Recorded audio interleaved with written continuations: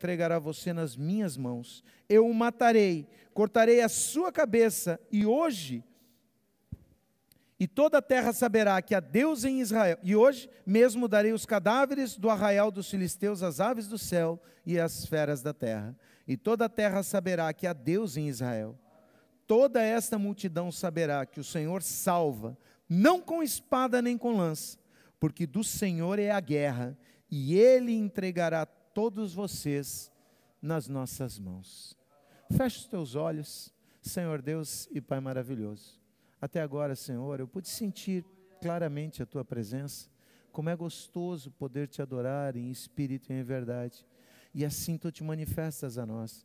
Mas agora, Pai, eu preciso da Tua presença, da Tua capacitação, que eu diminua e que Tu cresças, que o homem desapareça e o Teu Santo Espírito surja, Deus, usando a minha boca, para trazer a cada um dos Teus filhos e filhas que estão hoje presencialmente vendo esse culto, ou que o acompanharão através da internet e das redes sociais, recebam a plenitude do que Tu preparastes para as nossas vidas nessa noite.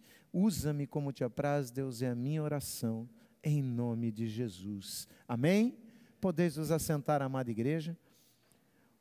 O título que eu dei para a palavra dessa noite é Lutando como Davi. Lutando como Davi. Davi, ele é conhecido, Davi é descrito nas Sagradas Escrituras como tendo muitas qualidades, inúmeras qualidades. A que nós mais nos lembramos, e a que eu mais gosto particularmente, é quando a Bíblia o descreve como um homem segundo o coração de Deus, tardio em irar-se, rápido em perdoar. Mas Davi tinha uma outra qualidade: Davi era um guerreiro valente. Nós não temos nas Sagradas Escrituras relato de uma única batalha que ele tenha perdido.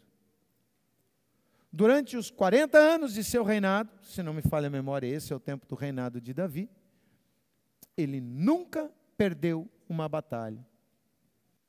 Antes de se tornar rei, ele já era um dos comandantes do exército de Israel, ainda sobre o reinado de de Saul, e ele não perdia nenhuma batalha.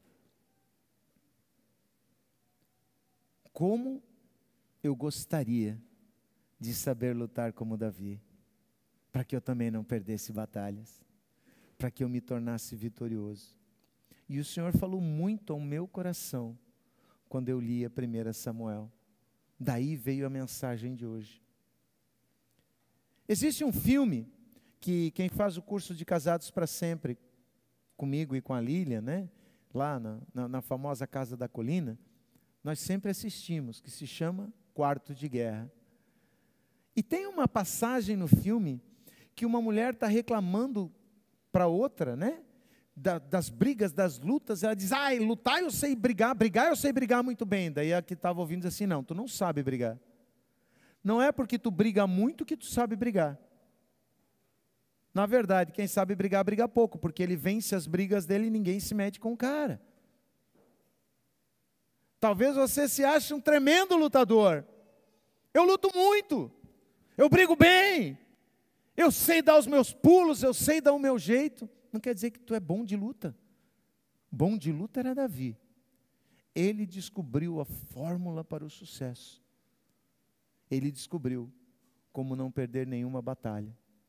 E é sobre isso que eu quero falar com você nessa noite. Talvez você esteja passando por lutas no presente momento. Você esteja enfrentando situações adversas, problemas de saúde. O pastor Hilário citou diversas pessoas que estão enfermas. A minha esposa, ela não está presente hoje porque ela está se recuperando de uma gripe forte que pegou, né? Ontem a minha filha teve uma reação alérgica. Talvez os seus problemas sejam no relacionamento familiar. Talvez você esteja enfrentando problemas na área financeira, ou na área profissional, ou até mesmo na área espiritual, não sentindo mais a presença do Senhor em sua vida. Se porventura a tua resposta é sim, para alguma dessas áreas que eu citei, que você pode estar enfrentando problema, ou se você está enfrentando problemas em uma área que eu não citei, mas que você sabe que é uma luta que você enfrenta, eu quero te dizer que eu gostaria de lhe perguntar uma coisa: como você tem lutado as tuas guerras e as tuas batalhas? Como você tem enfrentado essa situação que tem te roubado a paz, que tem te roubado a alegria, que tem te roubado talvez até mesmo o desejo e o prazer de viver? Muitos de nós pensamos de forma equivocada que o Senhor lutará conosco todas as nossas batalhas e nos assegurará a vitória.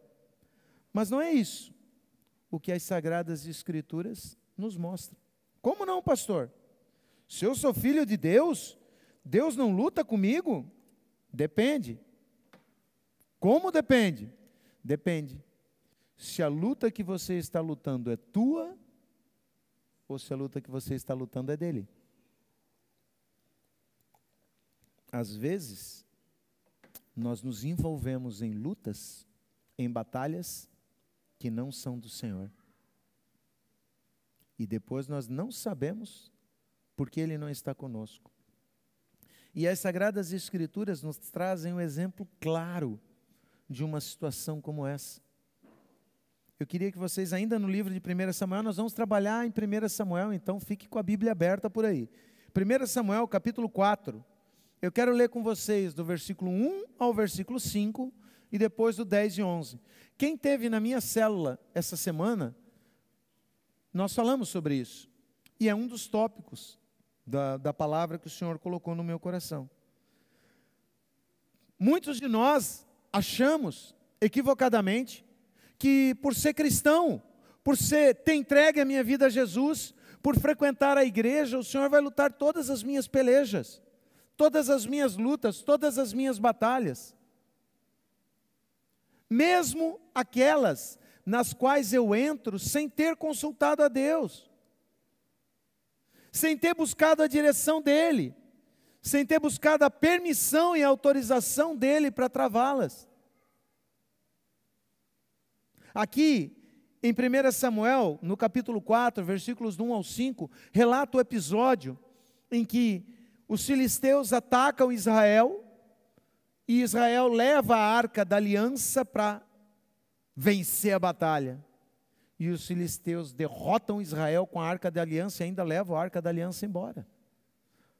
A minha versão diz assim, que é a Nova Almeida atualizada: naquele tempo, Israel estava em guerra com os filisteus. O exército israelita tinha acampado perto de Ebenezer, e os filisteus acamparam em Afeque. Os filisteus atacaram e derrotaram o exército de Israel, matando cerca de 4.000 homens. Terminada a batalha, os soldados voltaram para o acampamento, e as autoridades de Israel se perguntaram: por que o Senhor causou nossa derrota diante dos filisteus? Já sei, imagino eu que eles tenham pensado: vamos trazer a arca da aliança do Senhor desde Siló, para que esteja conosco e nos livre do poder do inimigo. Então enviaram homens a Siló para trazer a arca da aliança do Senhor dos Exércitos, que está entronizado entre os querubins. Ofne e Finéias, os 2 filhos de Eli, acompanharam a arca da aliança. Quando todos os israelitas viram a arca da aliança do Senhor entrando no acampamento, soltaram gritos de alegria tão altos que fizeram o chão tremer. Aí lá no 10, então os filisteus saíram para a batalha e Israel foi derrotado. A matança foi grande, 30.000 soldados israelitas morreram naquele dia. Os sobreviventes deram meia volta e fugiram para as suas tendas. A arca de Deus foi tomada e Ofne e Finéias, os 2 filhos de Eli, foram mortos. Essa passagem bíblica retrata um período da história de Israel, na transição entre os juízes em que eles eram julgados por um sacerdote escolhido por Deus. Na verdade, eles eram julgados, eles eram reinados por Deus e não por homens, e entraram na realeza, aonde eles escolheram um rei para que um homem estivesse sobre eles. Foi um período de apostasia. Se você pegar a história do povo de Israel, desde que eles saem da terra do Egito, que Deus os livra da escravidão de Faraó e do Egito com poderosa mão, aplicando 10 pragas contra os egípcios e guardando o povo de Israel de cada uma dessas pragas, o povo vinha murmurando e lutando contra Deus. Deus deu o pão celestial, o maná que caía dos céus para ele. Eles reclamaram que queriam comer carne, que tinham saudade dos pepinos, dos peixes do Egito, da escravidão. Deus manda codornizes para satisfazer o desejo deles. Quando eles tiveram sede, Deus fez a água fluir da rocha. Durante o dia, uma coluna de nuvem os cobria, para que o sol escaldante não os castigasse, os fustigasse. Durante a noite, aquela coluna se transformava numa coluna de fogo, para os iluminar, os aquecer e os proteger. Porque caso vocês não saibam, no deserto as temperaturas caem durante a noite de uma forma muito abrupta. Todo o calor durante o dia desaparece, à noite é um frio intenso. As roupas deles não gastavam, as sandálias cresciam com os pés, e isso não era o suficiente. Eles murmuraram ao ponto de Deus dizer que nenhum dos murmuradores, com 20 anos para cima, entrariam na terra prometida, com exceção de Josué e Calebe.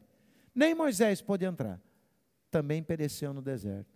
Quando eles conquistam a terra prometida sob a direção de Josué, eles foram fiéis. Quando essa geração que viu os milagres de Deus, derrubando as muralhas de Jericó e dando as vitórias à nação, partiu, o povo voltou a se corromper. Esse período da história de Israel era uma apostasia total.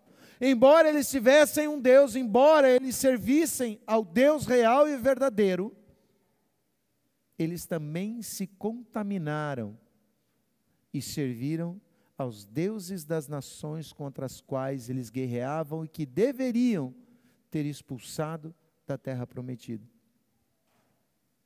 Era um povo que conhecia o Deus verdadeiro, já tinha visto o agir do Deus verdadeiro, tinha um histórico de proteção do Deus verdadeiro e de castigo quando se rebelavam contra ele, e mesmo assim insistiam em adorar falsos deuses, juntamente com a adoração ao Senhor.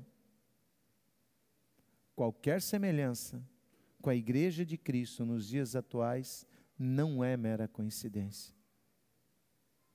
A igreja de Cristo sabe quem é o Rei. A igreja de Cristo sabe quem é o Senhor, e só há um Senhor.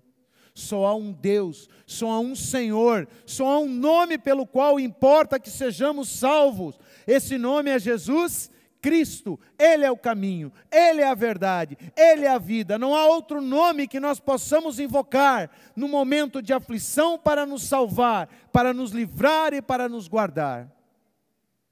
Nós sabemos, muitos de nós já tivemos experiências com o Senhor.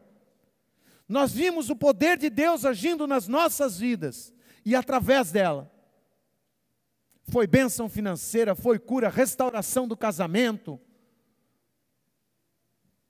mas nós nos corrompemos, e como a nação de Israel, nós nos envolvemos com os deuses deste mundo, e nós aderimos ao politicamente correto, e abandonamos o biblicamente correto.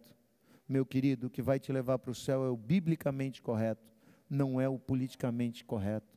Ainda que todos façam o errado não se torna certo. O errado continua sendo errado, e o certo, ainda que não seja praticado por ninguém, continua sendo certo. Essa é a verdade imutável da palavra de Deus. O Senhor é o mesmo ontem, hoje e o será eternamente. Os seus mandamentos não mudaram, a sua santidade não mudou, o seu padrão não mudou. Ele continua exigindo que aqueles que o busquem em espírito e em verdade, para que possam encontrá-lo e serem tocados e transformados. E a igreja de Cristo hoje, como o Israel antigo acha, que porque diz que está com Deus, Deus vai lutar por eles. Em pecado, foram para a batalha, tomaram o couro dos filisteus. 4.000 morreram, voltaram. O que está acontecendo? Por que Deus permitiu? Por que Deus permitiu? Porque eles estavam distantes do Senhor. Eles viviam uma vida de pecado, contrariando ao principal mandamento do Senhor: amarás somente ao teu Deus e só a Ele prestarás culto. E eles perguntam por quê. Aí um teve a brilhante ideia: já sei, vamos buscar a arca. Afinal de contas, a promessa de Deus é que ele estaria, a arca representa a presença de Deus, quando ela foi construída, é na arca, onde ficava a arca que Deus falava com Moisés, representa a presença de Deus. Pastor Hilário, vamos trazer a arca junto. Com Deus do nosso lado nós não perdemos. Realmente, com Deus do lado deles, eles não perderiam. Só que Deus não estava na arca. A arca só era um símbolo. E eles adoraram ao símbolo e não aquilo que o símbolo representava. E eles levaram a arca, e quando a arca chega no acampamento, alarido, festa, grito, o chão tremeu, os filisteus, se vocês lerem o que eu pulei, dizem: o que vai acontecer? Gente, nunca um Deus chegou num campo de batalha para pelejar pelo povo, nós estamos perdidos, mas filisteus, lutem como homens, para que nós não nos tornemos escravos de Israel, como eles são nossos escravos hoje. E quando eles vão para a batalha, eles dão couro. Na primeira, sem a arca, morreram 4.000. Com a arca, morreram 30.000. Por quê? Porque tu não pode forçar Deus a lutar a tua batalha. Tu não pode obrigar Deus a lutar aquela guerra que Deus não te mandou lutar. Não adianta em pecado invocar o nome do Senhor. Tu não vai ser salvo. Durante muitos anos, para quem não me conhece, levanta o braço. Todos me conhecem, amém. A minha história de conversão, eu me converti com 12 anos de idade, muito cedo. Eu me converti porque a minha mãe, ela sofria de possessão demoníaca, e a religião a qual ela frequentava não reconhecia isso. Ela era tratada como louca. Os mais antigos lembram de Joinville, do Hospital Xeredinha? Lembram? Centro de internação de louco? As pessoas eram internadas lá para tratar. Minha mãe foi tratada com choque numa das internações dela, porque achava que ela tinha problemas psiquiátricos, e na verdade era espiritual, demônios que tomavam o corpo dela. Quando de repente uma vizinha convida um pastor, pergunta se nós autorizávamos, se meus pais autorizavam que o pastor fosse orar por ela, e o meu pai diz: pode. O meu pai já tinha ido em centro de macumba, o meu pai já tinha ido fazer despacho em cemitério à meia-noite, tudo que mandava fazer meu pai fazia e não dava certo. O que custa deixar um crente entrar lá e orar, né? Mas naquela época, gente, eu estou com 53, eu tinha 12, 41 anos atrás. Meus crentes eram muito mal vistos, né? Não podia. E quando o pastor entra, ele liberta, minha mãe manifesta, ele com autoridade, ele só ordenou uma vez: sai dela em nome de Jesus. Quando o diabo disse, ele falou: eu estou mandando no nome do Senhor Jesus. E a minha mãe ficou boa. Aquilo que levava minutos, quase horas para passar, ela foi curada. Quando ele pergunta se a minha mãe queria aceitar Jesus, eu pequenininho do lado, disse: eu quero. E eu aceitei Jesus. Mas eu não aceitei Jesus da boca para fora, eu aceitei Jesus com todo o meu coração. E ele se tornou o meu melhor amigo. Eu fui batizado com o Espírito Santo, dom de cura. Eu pregava, eu expulsava demônio. Com 13, 14 anos de idade, eu expulsava demônio. Eu era canelinha de fogo, gente. Eu ia para a rua evangelizar, eu era um cotoco. Eu cresci depois dos 16, eu era bem baixinho.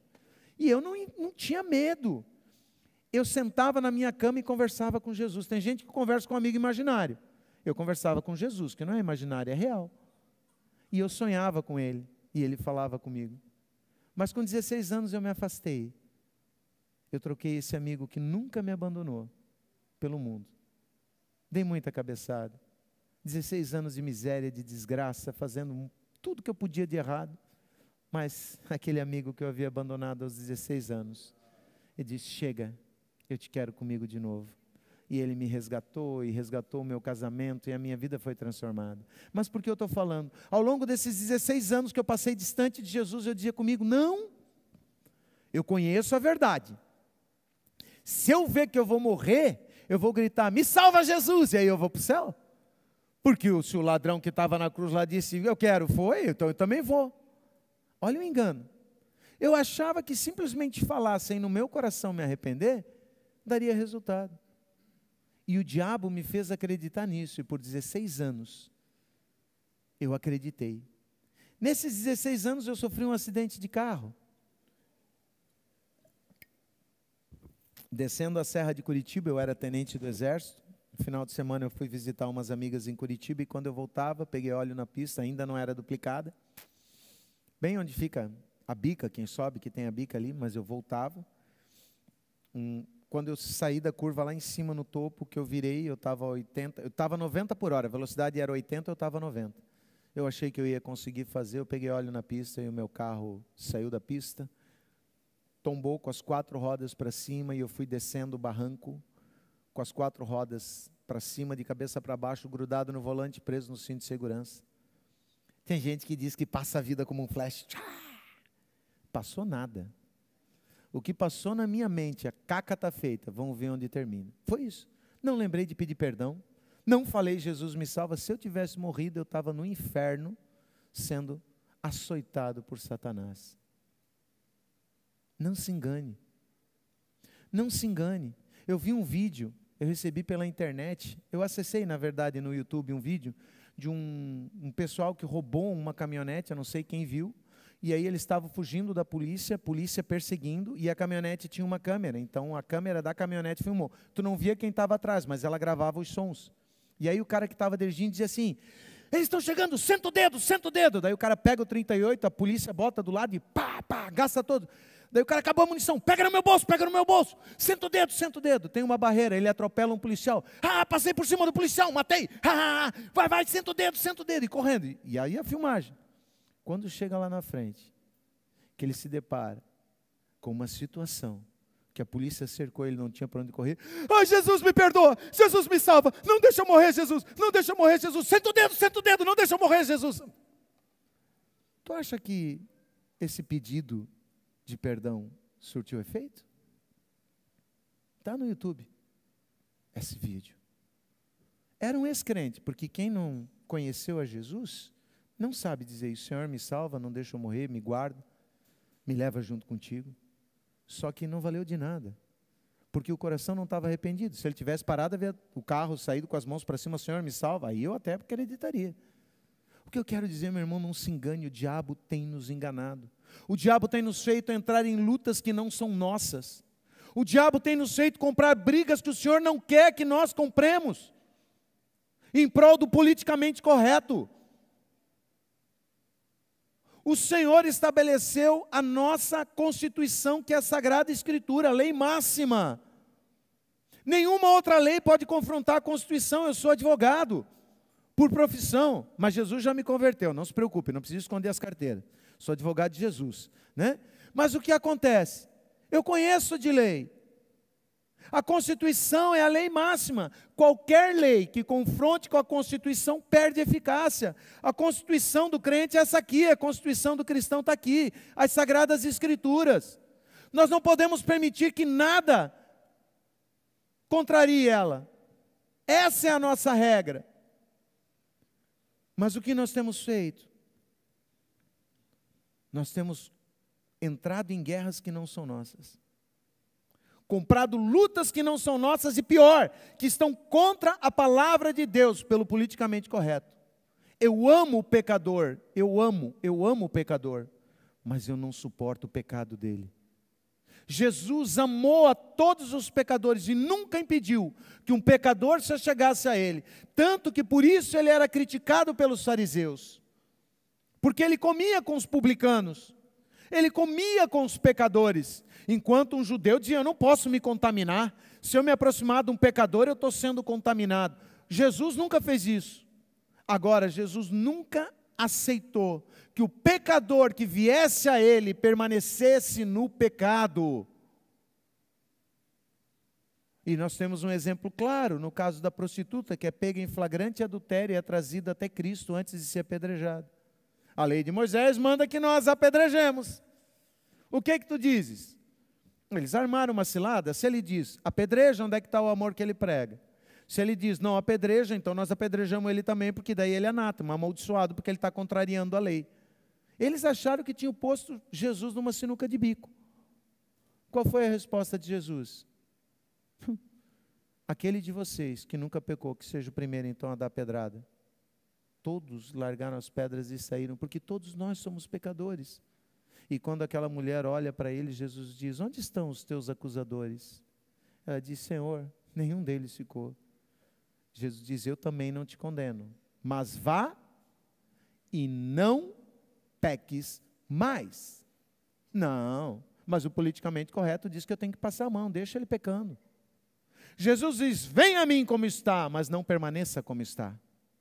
Eu venho sujo, pecador, mas quando eu me encontro com a graça, com o amor de Jesus, eu sou transformado.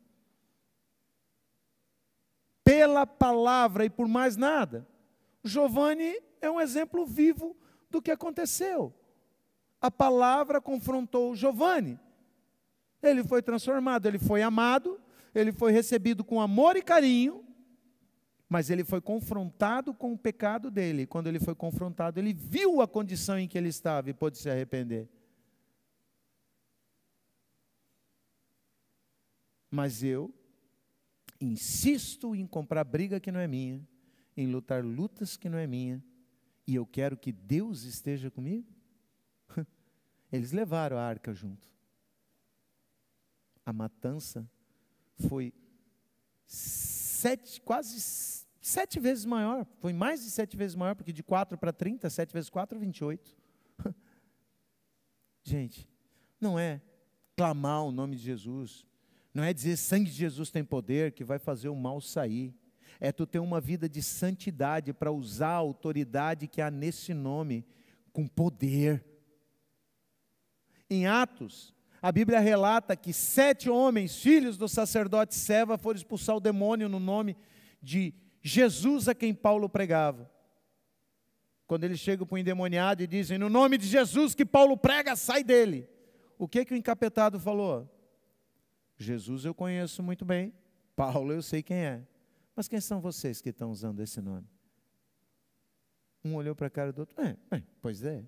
E o diabo, o endemoniado bateu nos 7. Um deu cor em 7. Rasgou-lhes as roupas e eles tiveram a nudez exposta, que era a maior vergonha que um judeu podia ter, a nudez. Por isso que Cristo foi crucificado nu, porque ele teve a sua vergonha exposta.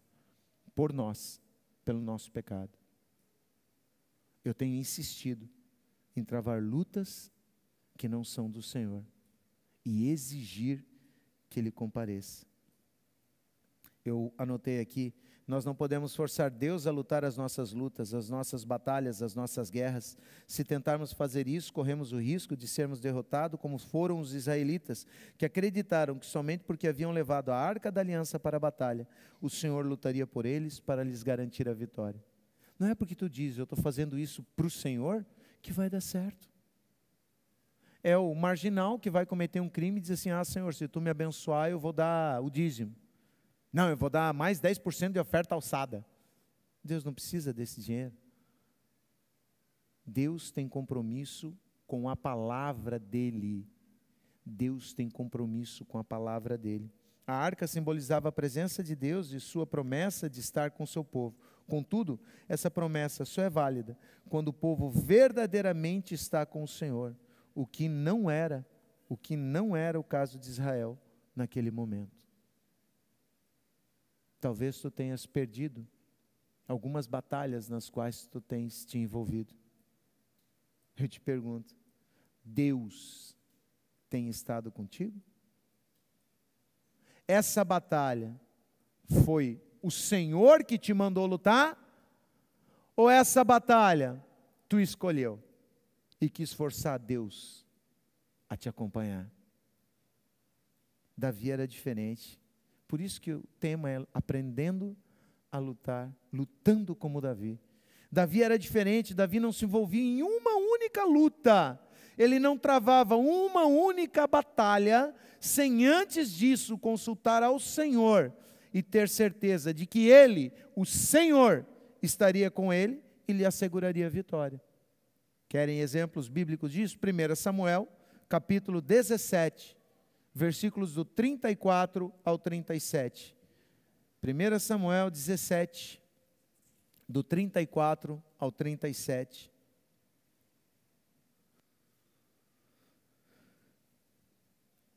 Esse episódio é quando Davi está relatando para o rei Saul que o filisteu não seria a primeira batalha dele, Golias não seria o primeiro inimigo, o primeiro perigo que ele enfrentaria. Davi está relatando que a vida dele, o perigo sempre esteve presente. Mas, assim como o perigo esteve presente, a proteção e o livramento de Deus se fazia real e verdadeiro. E agora, a versão NVT diz assim: Davi, porém, insistiu: tomo conta das ovelhas de meu pai, e quando um leão ou um urso aparece para levar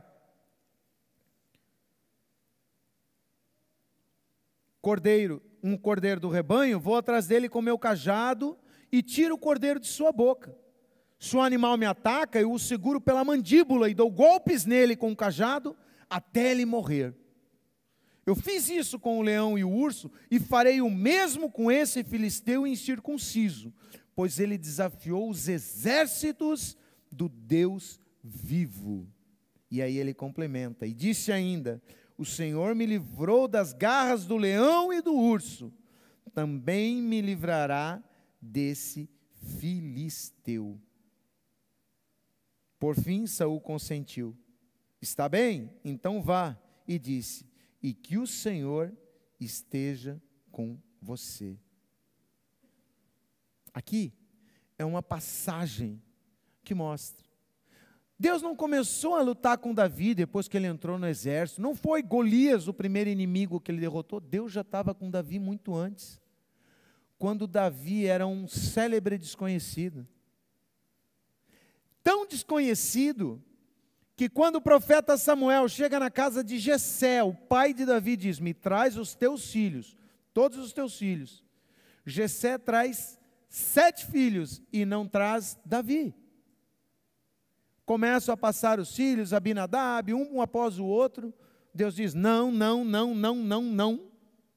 Quando acaba os 7, o profeta olha para Jessé e diz: espera aí, Deus me mandou vir aqui ungir um filho teu como rei. Acabaram-se os teus filhos? Ah, não, ainda tem um moço que está cuidando das ovelhas no pasto. Pois então chama, eu não mandei trazer todos os seus filhos. Davi era tão desprezado, que o próprio pai não teve a consideração que ele merecia. Um profeta, um homem de Deus, chegou na casa de Jessé, pede para trazer os filhos. O mínimo que eu espero é que o homem de Deus abençoe meus filhos. Eu vou trazer todos. Não, Davi não era reconhecido nem pelo pai, mas Davi sempre foi reconhecido por Deus como um filho amado, um servo fiel, a quem Deus guardava e protegia. E quando um leão atacou as ovelhas do pai, ele foi atrás. Gente, fala sério, leão não é bicho que tu corre na direção dele, leão é bicho que tu corre em direção contrária. E aqui o que ele diz? Não, que quando o leão pegava, ele corria atrás do leão e arrancava o bicho da boca. E se o leão atacasse, ele batia no leão e matava. Era Deus guardando e capacitando. E essa confiança foi que fez com que ele tivesse coragem de enfrentar o filisteu. O resultado dessa confiança e total dependência de Deus era que Davi se tornava vitorioso em todas as batalhas na qual ele entrava. 1 Samuel capítulo 18, versículos 5, do 12 ao 16 e depois ao 30, diz assim: Davi cumpria com êxito todas as missões que Saul o encarregava. Então Saul lhe deu uma posição de comando no exército, o que agradou tanto ao povo como aos oficiais de Saul. Saul tinha medo de Davi, pois o Senhor o havia abandonado e agora estava com Davi. Por fim, Saul o afastou de sua presença e o nomeou comandante de 1000 soldados, e Davi conduzia as tropas vitoriosamente nas batalhas. Davi continuou a ter êxito em tudo o que fazia, pois o Senhor estava com ele. Quando Saul viu isso, teve ainda mais medo, mas todo Israel e todo Judá amavam Davi, porque ele conduzia as tropas vitoriosamente nas batalhas. E por fim, o versículo 30, sempre que os comandantes dos filisteus atacavam, Davi era mais bem sucedido contra eles que todos os outros oficiais de Saul. Assim, o nome de Davi se tornou muito famoso. De um inexpressivo pastorzinho de ovelha que não foi lembrado nem pelo pai, ao comandante mais comentado do exército, ao ponto das mulheres, quando criavam canções, diziam: Saul matou os seus 1000, Davi matou 10.000. Deram mais honra a Davi do que a Saul. Desde novo, Davi aprendeu a confiar no Senhor e a dar a Ele a honra e a glória da vitória. Descobriu também que quando Deus luta, não é necessário usar armas humanas, lembrem-se. O objetivo é nós aprendermos a lutar como Davi. Quer ver? Vamos lá. 1 Samuel 17, do 38 ao 40, e depois eu vou ler do 45 ao 47. Para fazer jus ao pastor Hilário, que diz que eu gosto de usar bastante a palavra, né, pastor? Então vamos lá.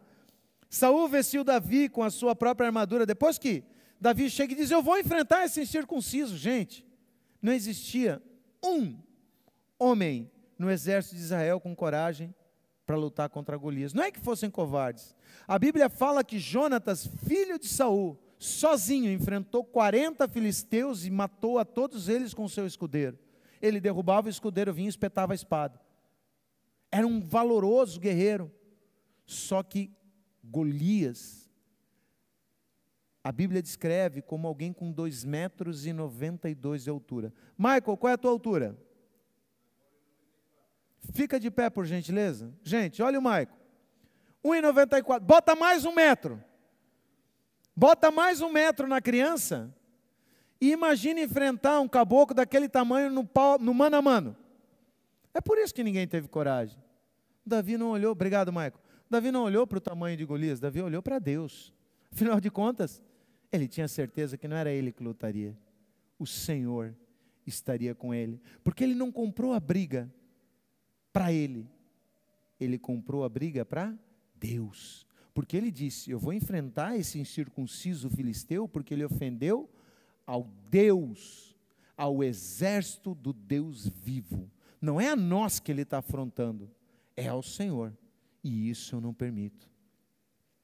Saul vestiu Davi com a sua própria armadura, pôs o capacete de bronze na cabeça dele, o vestiu com uma couraça. Davi cingiu a espada sobre a armadura e tentou andar, pois jamais o havia usado. Então Davi disse a Saul: eu não posso andar com isso, porque nunca o usei. E Davi tirou aquilo de sobre si, pegou o seu cajado na mão, escolheu 5 pedras lisas do ribeiro e as pôs no alforje de pastor que trazia consigo, e com a sua funda na mão foi na direção do filisteu. 45, Davi, porém, disse ao filisteu: você vem contra mim com espada, com lança e com escudo. Eu, porém, vou contra você em nome do Senhor dos exércitos de Israel, a quem você afrontou. Hoje mesmo o Senhor entregará você nas minhas mãos. Eu o matarei, cortarei a sua cabeça, e hoje mesmo darei os cadáveres do arraial dos filisteus às aves do céu e às feras da terra. E toda a terra saberá que há Deus em Israel. Toda essa multidão saberá que o Senhor salva, não com espada nem com lança, porque o Senhor é a guerra, e Ele entregará todos vocês nas nossas mãos. Davi confiou que as armas que ele usaria seriam as que Deus determinou. Quando ele tentou usar a arma do homem, ele não conseguia nem andar. Saul quis ajudar, a intenção de Saul era boa, mas só prejudicou.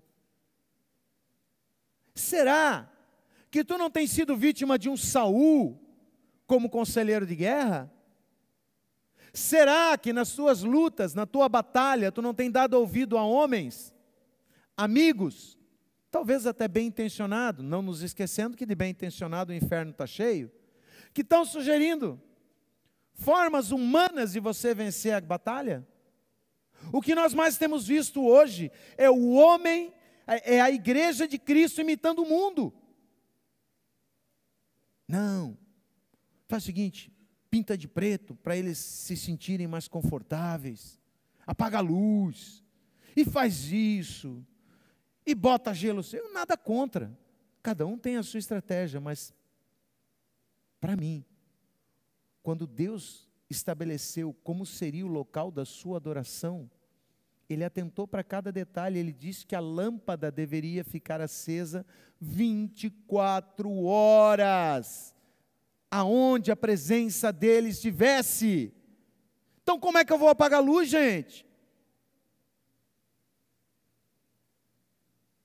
Quantos têm usado a estratégia do mundo para mover os seus negócios e patinam, não vão para frente, porque não confiam no que Deus diz?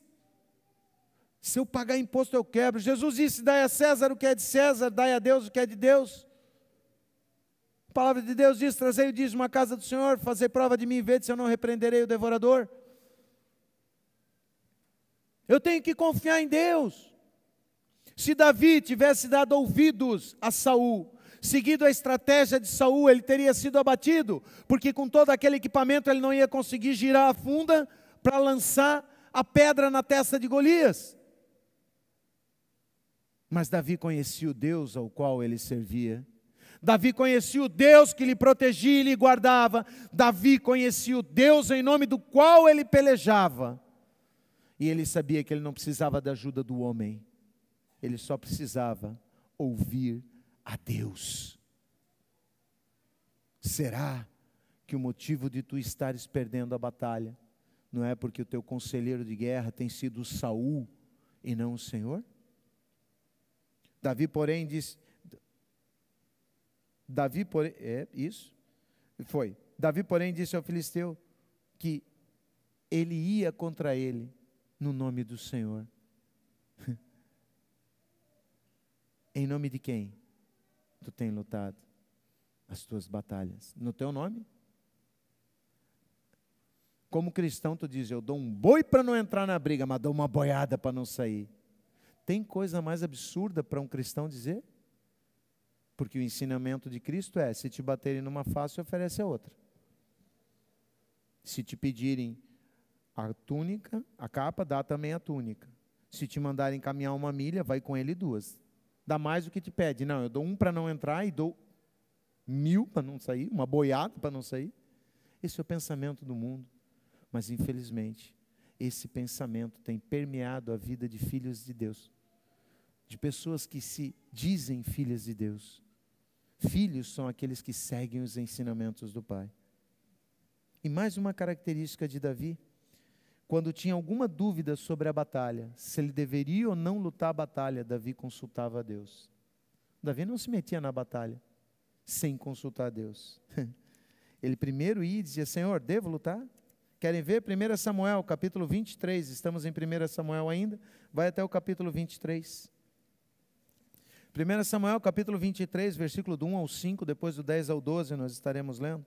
Um dia Davi recebeu a notícia que os filisteus estavam atacando a cidade de Keila e roubando cereais das eiras.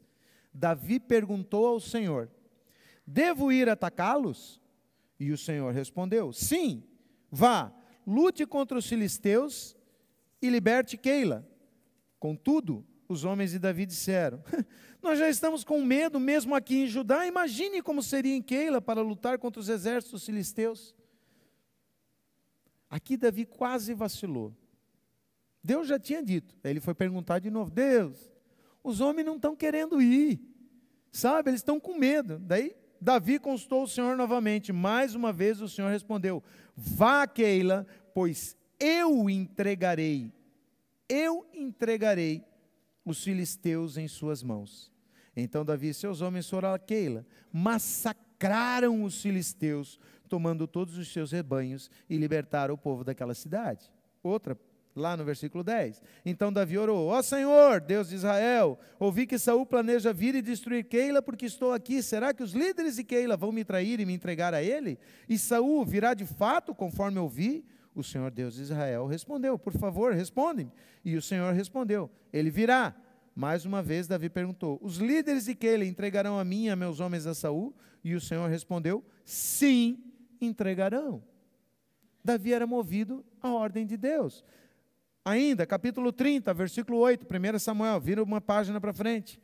Davi perguntou ao Senhor: devo perseguir esse bando de saqueadores? Conseguirei apanhá-los? E o Senhor respondeu: sim, vá atrás deles, certamente conseguirá se recuperar tudo o que foi tomado de vocês. E por último, eu quero que vocês abram agora em 2 Samuel, é o próximo livro, está em 1 Samuel, 2 Samuel, capítulo 5, do 19 ao 20, já estou encerrando, gente. Então Davi consultou o Senhor, dizendo: devo atacar os filisteus? Tu os entregarás nas minhas mãos? O Senhor respondeu: vá, porque certamente entregarei os filisteus nas suas mãos. Então Davi foi até Baal-Perazim e os derrotou ali, e disse: o Senhor rompeu as fileiras inimigas diante de mim, como as águas rompem barreiras. Por isso chamou aquele lugar de Baal-Perazim. Davi não se movia sem a ordem de Deus. Davi consultava, mesmo já tendo derrotado tantas vezes. Quantos de nós, com a experiência bélica de Davi, com o histórico, com o currículo de vitórias militares dele, talvez dissessem: vamos nós lutar, nós damos conta. Davi não se movia sem que o Senhor ordenasse. Esse era o segredo da vitória de Davi. Você quer ser vitorioso? Se quisermos ser vitoriosos como Davi, precisamos aprender a lutar como ele lutou, sempre dependendo e confiando no Senhor, nos movendo à medida que o Deus nos instruir a fazê-lo, não nos esquecendo do que diz a Bíblia em Efésios 6,12, porque a nossa luta não é contra o sangue e a carne, mas contra os principados e potestades, contra os dominadores deste mundo tenebroso, contra as forças espirituais do mal nas regiões celestiais. E também lá em 2 Coríntios 10, 4 e 5, que nos alerta: porque as armas da nossa luta não são carnais, mas poderosas em Deus para destruir fortalezas. Destruímos raciocínios falaciosos e toda arrogância que se levanta contra o conhecimento de Deus, e levamos cativo todo o pensamento à obediência de Cristo. Você quer ser vitorioso? Aprenda, como Davi, a lutar as tuas batalhas com o Senhor e pelo Senhor. Davi não entrava em briga se Deus não autorizasse. Comece a fazer isso. Quantas brigas nós compramos por picuinhas, por motivos bobos, e trazemos às vezes divisão na família, problemas no trabalho, prejuízos enormes. O Senhor quer que nós aprendamos a lutar as batalhas dEle, da forma como Ele manda, não com estratégia humana, não com armas humanas, mas sob a direção do Espírito Santo. Eu queria convidar a amada igreja a colocar-se de pé para nós fazermos uma oração, pedindo que Deus venha até nós e nos dê